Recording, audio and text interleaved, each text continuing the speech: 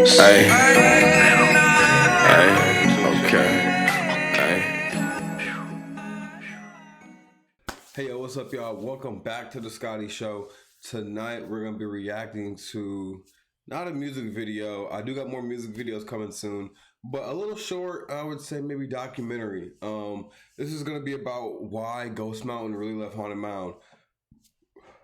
I've always wanted to know this myself, and now that I'm getting more hip to Haunted Mound, I want to deep dive into like the lore, the story, the history of Haunted Mound. We're also going to do maybe short documentaries on Drain Gang, Young Lean, and Sad Boys as well. Even though I'm well versed in Young Lean story and Sad Boys, I'm not well versed in Drain Gang. But yeah, I've always wanted to know the history behind Haunted Mound. I want to know who all these people are. I see Hackle right here. I see Buckshot. I see Sematary. And for some reason, this may be, I think this might be Ghost Mountain right here, right next to Cemetery. Maybe. I can't tell which one is Ghost Mountain because I can't tell. I really can't tell. Maybe this tall dude right here. Someone point them out in the comments for me, please. Another thing, I want to thank you guys. We reached 700 subscribers. That means a lot to me. I still got to grind, man. I thank y'all for watching the videos and everything, and I'm gonna just keep on going crazy for y'all, man. I plan on doing lives because I want to go live with y'all and like chat up with y'all. I may game. I may react to other videos with y'all. React to things that are going on and like the underground music scene. Maybe it'd be like underground podcast music scene and stuff like that. React to some of that content. I'll game with y'all. Shit, we could hop on we could hop on anything, bro. For real, I got PlayStation, Xbox, Nintendo Switch. We get it cracking for real. But yeah, man. Thank y'all, man. I really appreciate y'all for real, man. Shout out to everybody, man. Shout out to the comment section. Shout out to the subs, all that. I'm also gonna be starting a Discord as well. So I'll be dropping a Discord link pretty soon in the description as well. So I mean, we can all chat it up, talk to each other in the Discord. I want to build a real community of fans of the underground, fans of mainstream rappers as well, and just like producers as well. I mess with a lot of producers. I saw someone commented, "Oh, I can't believe you spotted Filthy." I am more of a fan. Like I said, I was a artist before I became a comedian and a podcaster, interviewer, and a content reaction person. I appreciate the producers way more than I appreciate the artists. The producers are the ones that create the sound that these artists rap on. Without the producers, like there's no sound for an artist to make. I wouldn't be able to make most of the music that I made without a producer. So yeah, but other than that, please like, share, and subscribe. We're gonna get into this video, y'all. Are the Witch House rap group building a reputation and making a name for themselves in music today. With Cemetery leading the pack, the group seems to be growing and growing. Haunted Mound only seem to be going up, constantly selling out merch and even arranging a live show that at the time of writing has been postponed because of COVID, but it will still go on at some point. What's more, Hackle, Turnabout, and Buckshot now all have their own solo projects. Okay, I have not heard Turnabout. So these are some projects that I gotta listen to. So I gotta listen to Turnabout's project. I haven't even heard a song from him, so we're gonna get lit to Turnabout. I've heard some of these songs on Hackle's project, but I haven't reacted to the full project, so we're gonna react to that. Buckshot, I reacted to one Buckshot song, so we're gonna react to Buckshot as well. Yeah, this is crazy. So they all three got tapes out. This tape is crazy. These mixtape covers is crazy. This dude got a Rambo knife. He is he's blacksmithing an AK-47, which I've never seen before. And Buckshot is just doing some Irish nigga shit. You know what I'm saying? Let's get it. released, with Buckshot's most credited producer being Oscar 18 also joining Haunted Mound. But this group wasn't always so well populated. In fact, at the start of their musical career, Haunted Mound was composed of two members, Sematary and Ghost Mountain. Ghost Mountain. Look at Ghost Mountain right there, bro. Young ass Ghost Mountain and young ass young ass Cemetery. See if I can back this up just a tad bit. There we go. Look at these young ass motherfuckers, bro. This is crazy. Ghost Mountain literally looks like Wicca Phase. He looks like the spitting image of Wicca Phase. The witch. Evil takes many forms. Is this Wicca Phase's shirt? That's, if it is, that's crazy. And then you got Cemetery, bro. He literally rocking with a lot. Like, I'm from the Midwest, bro. A lot of white boys be rocking this shit right here, bro. Cause I used to live in the hood, and then my parents got their degrees and shit. I'm just sharing a little bit of my life with y'all. And then we moved into like, you know, nice little area. It was more wooded. Cause in the Midwest, you know, it's a lot of like sticks, you know what I'm saying? We out in the sticks. And it was a lot of white boys that dress like this, bro. I would dress just like them sometimes. I even, if you follow me on Instagram, I posted a picture of myself. I had a shirt just like this, bro. I had a shirt just like this. And I was crossing my arms, bro. I was like, I used to skateboard and all that shit, bro. But now I'm too big for that shit, dog. I can't even be doing that. But let's keep it going. And Ghost Mountain. Their relationship far precedes their music, however, as it's well documented that they were high school best friends, with Cemetery presenting the idea of music to Ghost Mountain and then starting the now well-established Haunted Mound. The duo worked together on two collaborative albums, being Gravehouse and The 100 Acre Wrist, both being made alongside... Alright, see, I gotta react to this one, and I gotta react to 100 Acre Wrist. So, back when these came out, my homie, I want to shout him out, Ben. I don't want to say his full name, but shout out to my homie Ben. You know who you are. Shout out to the homie. He about to graduate school and all that shit too, just like my boy Ghost Mountain and shit. I think my homie Ben would be the most talented artist. If he did not focus on school, I think he'd be one of the most talented artists, you know, of our generation. So shout out to the homie Ben. Kind of like Ghost Mountain, man. Ghost Mountain chose a school route. But cause we both made music together. But yeah, shout out to the homie Ben. He sent me 100 Acre Wrist. And when I first was listening to 100 Acre Wrist, I was not that I couldn't digest it because I couldn't digest it musically at the time, because at the time I thought like, so I was listening to the Detroit underground scene, like I said before. I was more into the California underground scene at the time. Who else did I think was really popping at the time when this came out? Yeah, I think I was more infatuated with the California underground street scene, the street rapper scene. I'm talking about like gangbanging, like you know, there was Crips, EBKs and stuff like that rapping out in Cali, you know, in Stockton and stuff like that. So I was more infatuated with the gangbanging street culture, underground rap scene on both Cali and Detroit. And I wasn't really trying. Oh yeah, because I was listening to Sada Baby and stuff like that when Sada Baby was first coming up, and and a little bit of Atlanta too. I was listening to a little bit of Atlanta as well. I was still, you know, blasting Thousand Band Fonny and Uno the Activist still. And yeah, I was just like not really trying to listen to, you know, 100 Acre Wrist at the time. I literally remember my homie sending me the mixtape, and he's like, bro, check this out. And I listened to it, and I was just like, all right, I'm not feeling this right now. I'm like, this is, I think I have the messages still. I told him, I'm like, yo, this is like a good like niche, but I don't know how long it will last. You know, I don't know how long people will be able to digest it and like love it and appreciate it. And like, I don't know how long I will be able to appreciate it. Long and behold, it aged pretty well, because I'm now doubling back and coming around and like, okay, they actually have longevity here. There's longevity with this, and then I'm seeing like, okay, they're getting their inspiration from like, you know, Black Cray with cafes, and I don't know that they have these inspirations from Chief Keef, Black Cray, and then you got Ghost Mountain that has inspiration from Wicked Phase.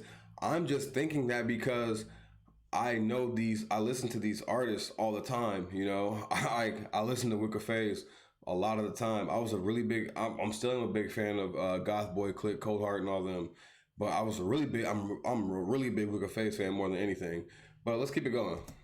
Sematary solo projects, Rainbow Bridge 1, Rainbow Bridge 2, and Rainbow Bridge 3, with Gravehouse proving very popular with the audience and seeing the duo work together, establishing their dynamic. But this was relatively short-lived as Ghost Mountain began to distance himself from music. Starting in late 2020, it seemed that Ghost Mountain felt he needed to distance himself from the music, with his solo album never actually seeing a release, only leaving behind one single, Coil. This distancing became a full-blown Okay, I gotta react to that. I've never heard that. And shout out to like the is that? I wonder if that writing. I know it's I wonder what that writing is. But yeah, I definitely gotta react to that. And it's produced by Cemetery. That's fire. retirement in May of 2021 when Ghost Mountain officially left Haunted Mound. But if the music was getting popular and he had a solo project on the way, why would he do this? There seemed to be a group of fans who believed the pair were simply better together as a duo, a sentiment shared by this defamatory college newspaper article I saw in the Miscellany News, rapper Sematary fails to satisfy with mixtape Screaming Forest. While this article is critical and, in all honesty, worthless to us since it's an opinion piece, the comments reflect the staying power of Sematary, as most people label the author a hater. The comments on the music videos still on Sematary's YouTube channel. I wouldn't necessarily label. I don't know how the article is written, but I feel most people that are critical about artists like that are in Haunted Mound or Drain Gang, they don't really have a lot of knowledge on the underground scene and how many, you know, people that they have influenced. Like, no one really understands the impact of that Black Cray has had. No one understands the impact that Chief. See, I'm from the Midwest, and I live. You know, like I've talked about this in videos before. I am. I live like 2 hours outside of Chicago. When Chief Keef was first starting out, we were the first ones, you know, besides the people that were living in Chicago, we were the first ones that found out about this, and that like, if you watch Chief Keef's like old videos from when I was like a freshman in high school, so like 10 years ago, maybe even 12 years ago, like his videos were like, you know, they were lit, and he had like a lot of people in the car, and not in the car, but like in the basement lit, but like it was low quality videos. They had guns toting and stuff like that, people in masks, you know what I'm saying? And Chief Keef had a song called Halloween, you know what I'm saying?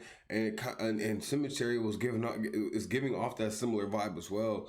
And people don't realize like the impact of all the other artists that are in the underground when we talk about Black Cray, when we talk about, you know, Atlanta as well with Father, Awful Records, and how he shot his music videos and the stuff that he rapped about as well.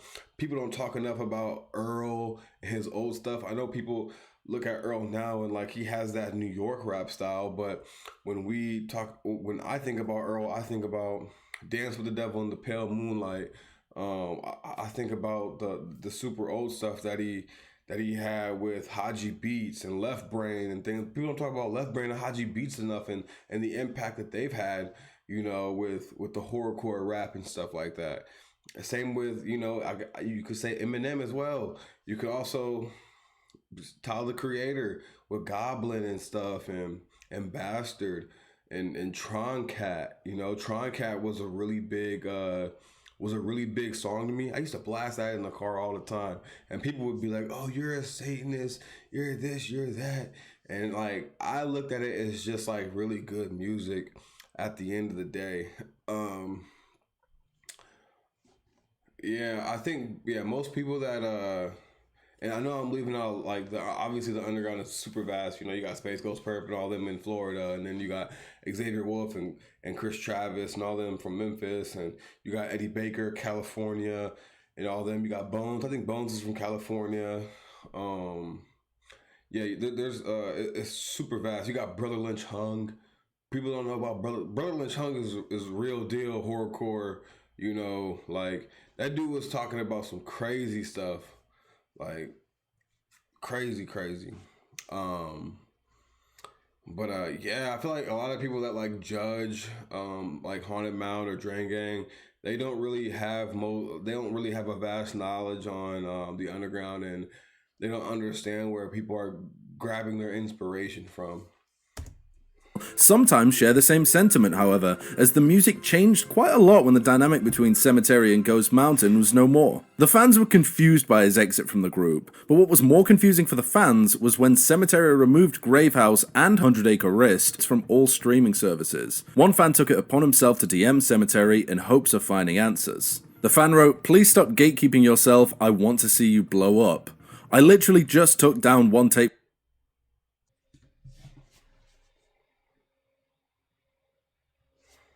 from Spotify, Yall are ridiculous.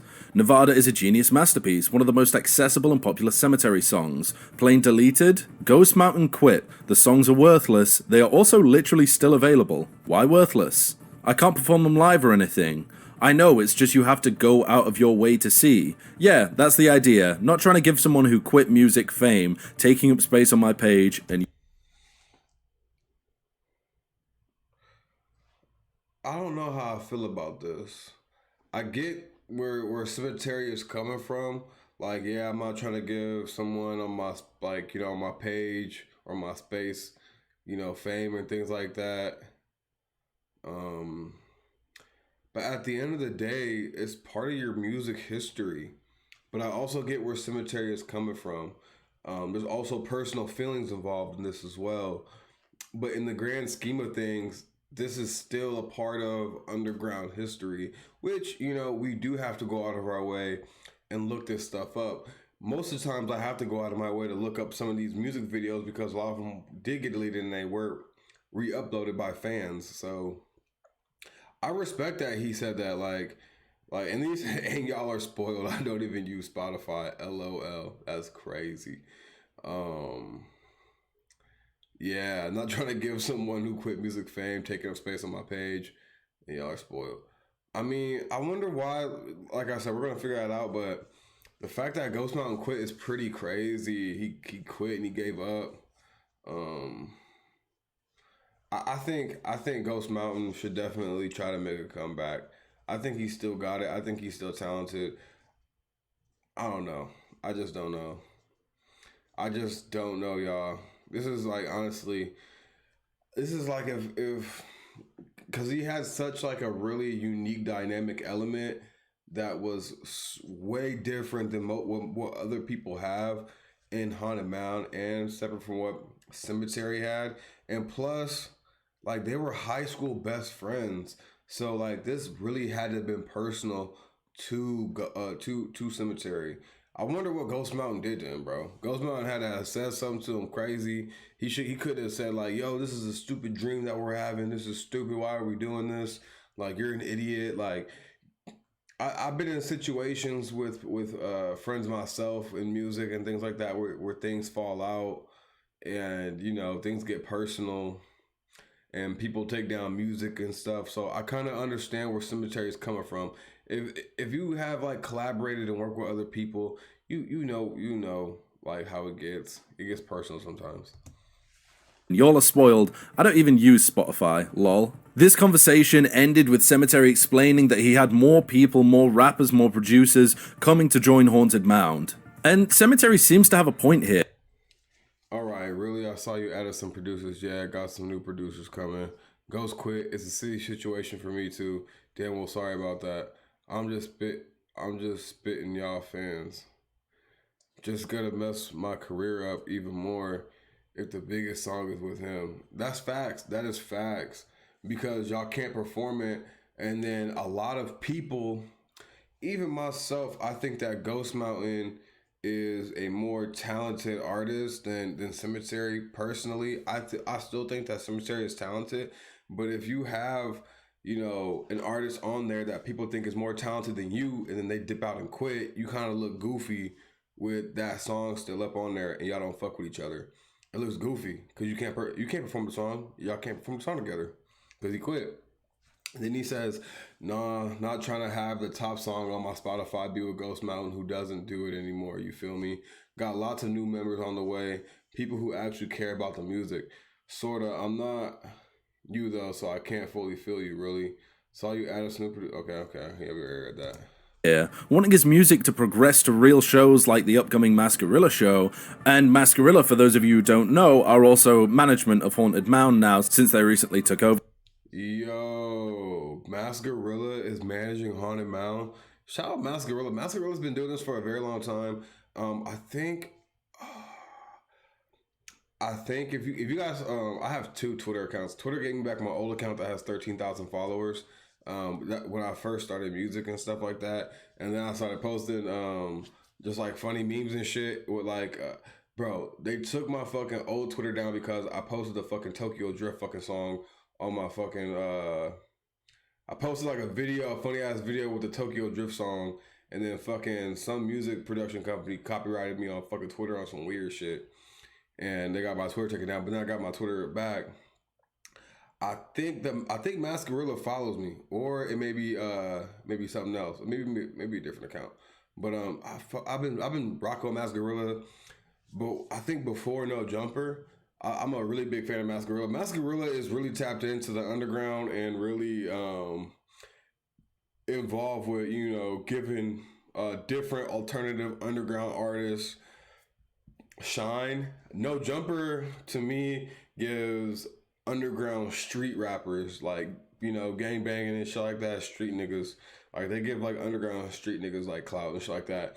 And Masquerilla involves himself with like underground alternative, in my opinion. But let's keep it going. Over that position. But that still doesn't tell us the reason why Ghost Mountain left, with the generally accepted explanation being that he went to college and didn't have time for music anymore. This explanation became more clear when Sematary and Hackle went on the Masquerilla podcast, where Sematary claims he was just into more regular life stuff, but Sematary was completely dedicated to the music, even going on to explain that he knew he was good, a sentiment shared by the audience, and claiming to have encouraged Ghost Mountain, but Ghost Mountain just wasn't pulling his weight. Cemetery says it best himself in this clip. He was just into more regular life stuff, and I'm only about this ever. So I knew he was hella good, so I was like, bro, you should really do this, bro. You're gonna be really big, bro. Like, it's super fire when you do it, yada, yada, yada. And he, like, kept coming to the studio with no lyrics written or nothing, and didn't show up for videos, hella flaky. And yeah, that just led to tensions when... Bro, that's what that happens when, real life shit be happening and stuff like that, and like you not fully dedicated to the craft, and like it rubs people the wrong way when number one, you're super dodgy, super flaky. And I used to have this issue myself, and also since I do, if you guys follow me on Instagram, which I do post my IG on my in my description on my YouTube channel, I do stand-up comedy, and and when you do like studio sessions, you set bookings and stuff like that with engineers. And when you're like when you're dodgy, or when you say you're gonna show up for this time and things like that, and you don't show up, or you call off on things, people get upset and they take it personal, and they feel like you're wasting their time, and you don't respect their time. So if you're an up and coming artist, or you want to get into entertainment or anything like that, your word is your bond. And that is like one thing that I learned myself. I even though I have real life stuff going on, this entertainment shit is someone's livelihood. They look at this as their life. That is their real life shit. You know what I'm saying? So you can't be playing around with their real life shit, even though you got your real life shit going on. So don't even schedule that studio session if you know you're not going to be able to make it, or you ain't got the bread for it.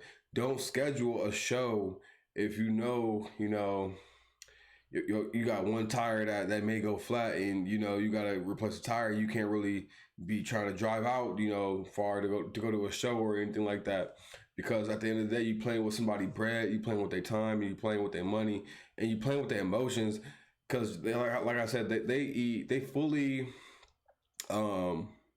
they are fully emotionally invested in to what they're doing, and that's their livelihood. That's their they're putting all their chips and eggs in that basket. You know what I'm saying? So when you playing around, they're not gonna take you seriously. They're gonna take a person like you don't respect them and things like that, and they just gonna move on to the next. So like if you're young, or even if you're not young, bro, and you want to do entertainment and you want to do YouTube and things like that, I learned that. I'm super glad that I learned this early, in entertainment and things like that. Just if you're gonna do something, just do it. Just do it. If you're gonna stick to a schedule, stick to the schedule. It's just discipline. You know what I'm saying? And your word is your bond. But let's keep it going. One person's really into it, and the other one's like, it's a hobby. So This has also been an entirely music-focused conversation, with the reason for Ghost Mountain's departure being explained by Sematary, and the reason the music was removed. But it's clear to anyone who's seen the DMs that Sematary was at least somewhat annoyed about Ghost Mountain's departure. If they were friends, why would he claim he wasn't trying to give someone who quit music fame? This was also explained on the podcast, with Sematary claiming that they aren't actually friends anymore. Are you still friends? Do you talk at all? no, It's just he had over. he had some mean things to say about us, probably because he's sore he ain't here with us. The phrase Damn. Ghost Mountain. That's crazy. Has some mean things to say. That's crazy. And like I feel, and even like hearing, like I know Cemetary's probably happy that he's like up and everything like that, but it probably sucks that you lose a friend. You know, I kind of sounded like they were like, kind of sounded like Cemetery was a little bit hurt when you said that, a little bit. It kind of sucks, when you're, you have a high school friend and y'all build something together, and then, y'all get older and y'all eventually grow apart. Especially in a situation like this where y'all both started this. Y'all both came up. Y'all both was there together. And then someone took it more serious than the other. This person went that way. That person went this way. This person became more successful. This person's a little bit like, I started this with you, bro. And you're not going to let me back in, or you're not going to do this. You're not going to do that. And you took all my songs down. Fuck you. Like... phrasing of having not nice things to say about them since he was sore he wasn't a part of the music seems obscure, since the Ghost Mountain persona has been wiped from the internet largely, and there isn't any music available outside of bootlegs on YouTube, so what this was referring to is confusing to most fans, but there is one piece of information we haven't looked at yet. Until now, it seemed that Ghost Mountain was simply ungrateful for the opportunity and left the group to go to college since he didn't see a future in music. All this information came from Cemetery himself, but what does the man behind the Ghost Mountain persona think? Around 3 months ago, a fan who had DM'd the original person posted DMs from Ghost Mountain in the Haunted Mound subreddit, where Ghost Mountain seems to want nothing to do with the Ghost Mountain persona or... Ooh, let's look at this. Cemetery and I have fundamental disagreements, and ever-growing ego and warped attitude brought about massive issues for me and others in my life. I tried to approach him multiple times about his misogyny and use of sexual violent elements in the project. Nothing to do with the Ghost Mountain persona or Haunted Mountain. As that is something I will never associate with, and was met with nothing but, bro, this nigga using crazy ass words, oblivions and aggressions.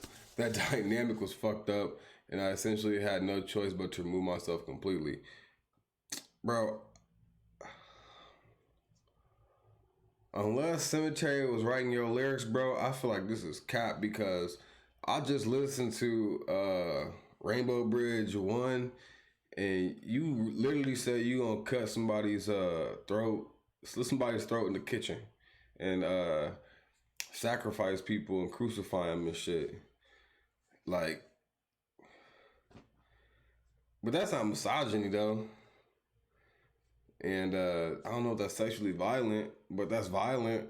And then you was on a song with God's Wisdom, and he was talking crazy. He was talking about some crazy shit. So like, I don't know. I feel like this is cap. I feel like because when you say somebody is being misogynist and stuff like that, and like you start throwing sexually violent and you start throwing these kind of accusations out, them accusations sound kind of wild. You know what I'm saying? And it seems like that's like cancel culture. Like you sound like someone that like that's. I don't want to say you sound like someone that's salty. Like he could be saying some factual shit, but like there's just been like usually people be throwing that shit around to cancel somebody that they don't fuck with or they don't associate with or they salty that they wasn't on some shit that they was on. You know what I'm saying? So like I said, this could be true and this can't and this could be true and this could be just cap. You know what I'm saying? It could be cap. It could be true. Me personally, I don't know. I don't know, man. In my eyes, if I'm Cemetery, I'm like, bitch, this is cap. Because you was really on a song when we talking about slitting people's throats and crucifying them. And you was on a song with the homie talking about I got condoms in my toolbox and a whole lot of other shit. Because if you wasn't really with that shit, you wouldn't have been on them songs from the jump. You would have been like, take me off Rainbow Bridge. Take me off, like... like you would have literally been like delete me off Rainbow Bridge and all types of shit. But let's keep it going. Mound. He says some pretty inflammatory stuff about Cemetery himself and how he'll... The support he's gained is based on a manufactured persona that he valued far more than our collaborative and interpersonal relationship. Anything I make and have made should not be associated with Ghost Mountain or Haunted Mound in any resemblance to my past work is purely coincidental.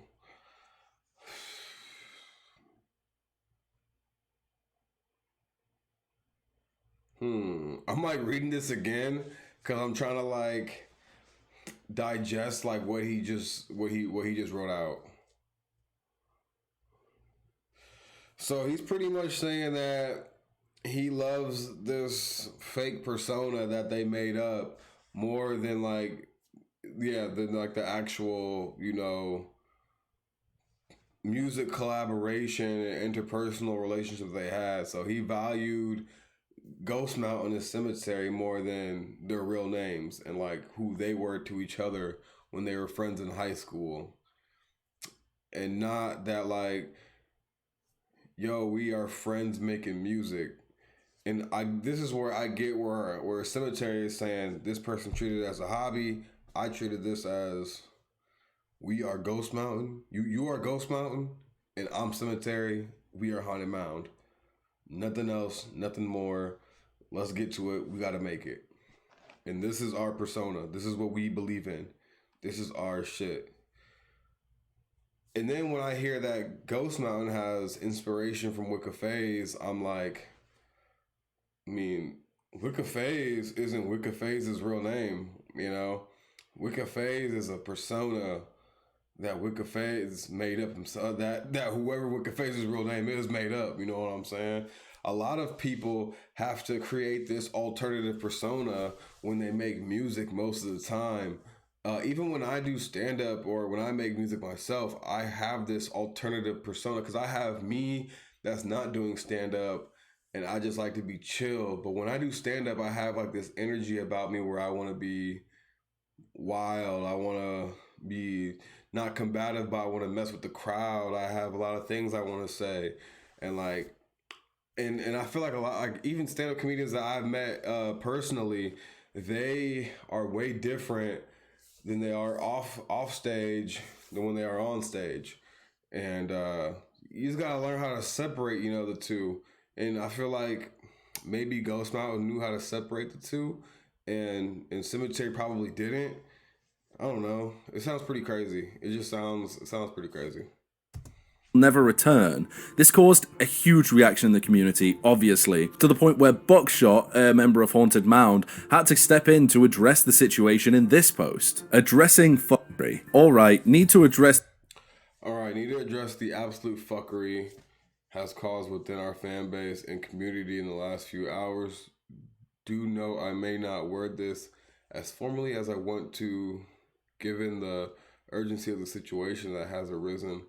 I am in a unique position to address this shitstorm, as I am the only member who has been in Haunted Mound from early on with both Ghost and Cemetery, so have third person perspective of all of this. Since I have been working with Cemetery and also Ghost since they had about 700 following on Instagram early 2020, I have pretty much seen their friendship deteriorate throughout the project. This absolute fuckery OP has caused within our fan base and community in the last few hours. Do know I may not word this as formally as I want, given the urgency of the situation that has arisen. I'm in a unique position to address the storm, as I'm the only member who has been in Haunted Mound from early on with both Ghost and Sem. So I have the third person perspective of all of this. Since I've been working with Cemetery and also Ghost since they had about 700 followers on Instagram in very early 2020, I have pretty... Damn, that's crazy. I didn't know Buckshot been in here that long.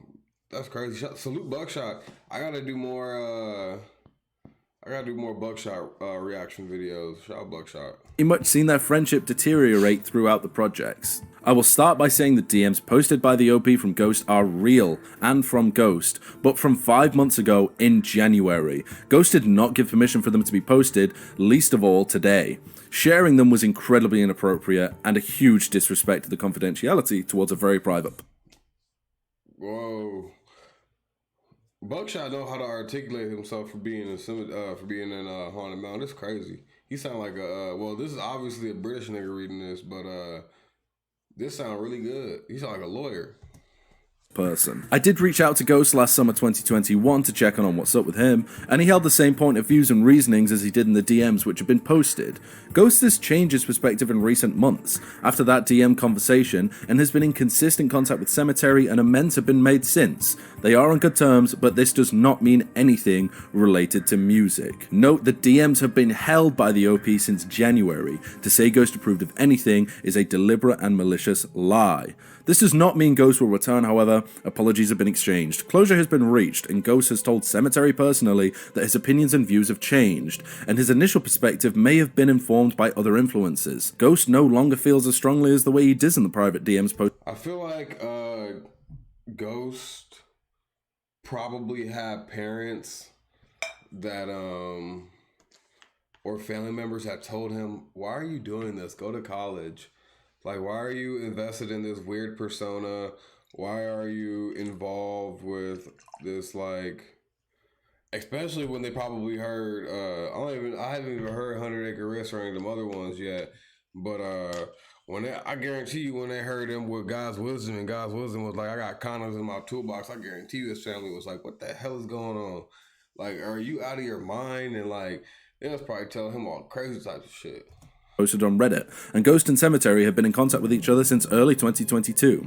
I'm using as much discretion as I possibly can because I don't want either Cemetery or Ghost to feel uncomfortable as a result of my post, but I can say for a fact that Ghost has engaged with the newer mixtape and single Bleed a River, and is giving constructive comments and general feedback. Buck seems to be in the perfect position to mediate, as if Cemetery and Ghost Mountain aren't friends outside of music, it's going to be near impossible for them to remain impartial when talking about the music itself, and Buck acting as a mediator provides some much needed clarity to the whole situation. Cemetery and Ghost Mountain drifted as friends and as artists, and Ghost Mountain held some opinions that have since changed. Does this mean he'll return to Haunted Mound? Well, anything past that is purely speculation. Well, I'm sure the fans would welcome a return. Alright.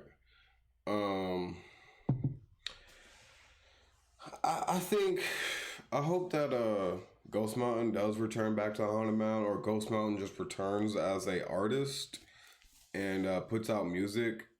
Like, I think he's super talented as an artist, especially when I heard the song Pain. It made me realize how talented of an artist he really is, and some of the other songs I listened to, it made me realize how talented of an artist he is. It just sucks when egos get involved, and you don't become friends anymore with the people that you started, you know, grinding with.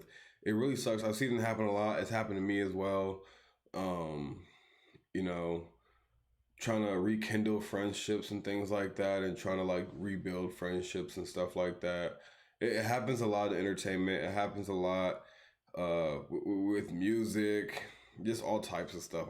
I've seen it all happen. It's all happened to me as well. Um, yeah, it just sucks, and it's sad that it's happened to Ghost Mountain Cemetery. I really do wish that you know, Ghost Mountain comes back and makes music again. I'm a really big fan of Ghost Mountain. I'm a big fan of Cemetery and Haunted Mountain as well. I got more. I got more. I didn't even know, you know, that one of the artists, not Buckshot and Hackle, but the other one, I got to react to some of his stuff too. And I got 3 mixtapes I got to react to. You know, with that other guy, Hackle and Buckshot. I got to react to those projects as well, and I got to react to hella cemetery projects. But let me know what y'all think in the comments. This is the Scotty Show. Please like, share, and subscribe. Peace. Hey, okay, hey, hey.